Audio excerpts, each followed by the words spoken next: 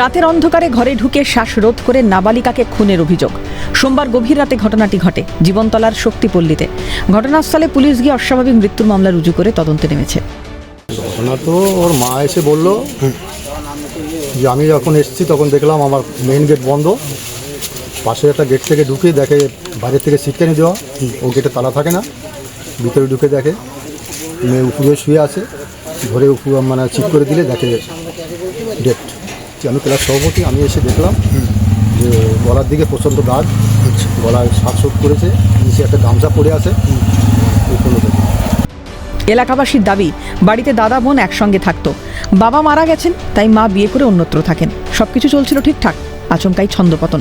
জানা গেছে নাবালিকার দাদা হাসপাতালে কাজ করেন, ঘটনার দিন নাইট ডিউটি থাকার কারণে বাড়ি ফিরতে পারেননি। কথা তিনি ফোন করে বোনকে জানিয়েও দেন, সেটাই শেষ কথা হয়েছিল বোনের সঙ্গে দাদার। আমি বোনকে একবার ফোন করেছিলাম, কেন নাইটে আমার নাইট পড়েছিল, নাইট ডিউটি, ওই জন্য আমি বোনকে ফোন করে বলেছিলাম যে আমার নাইট ডিউটি আছে, আমি যেতে পারবো না, পরের দিন আমি 6টার সময় বাড়িতে যাব। আমি ফোনটা তুলে তারপরে একটা দাদা বলেছে যে তুই বাড়ি আয় তাড়াতাড়ি, তো বাড়ির অবস্থা খারাপ। আমাকে আবার কিচ্ছু বলেনি। আমি স্যারকে ফোন করি যে আমার বাড়ির অবস্থা খারাপ, আমি বাড়ি যাব।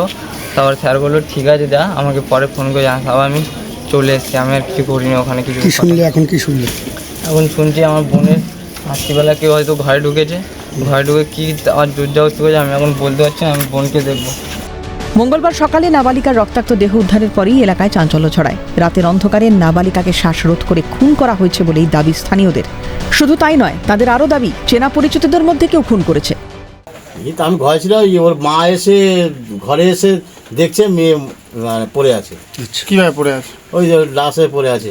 কি মনে করছেন আপনারা, কি মনে করছেন? মনে করছে এই রাস্তায় রাতের বেলা লোক চলে, ওদের নিজস্ব, ওদের বাড়িতে যারা আসে তারাই এই কাজ করেছে। মানে কারা আছে বাড়িতে?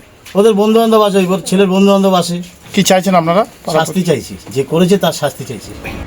মঙ্গলবার ঘটনার সঙ্গে যুক্ত দোষীদের কঠোর শাস্তির দাবি জানিয়েছে এলাকার মহিলারা। খুটিয়ারি শরীফ পুলিশ ফাঁড়ির পুলিশ দেহ উদ্ধার করে ময়নাতদন্তের জন্য নিয়ে গেছে।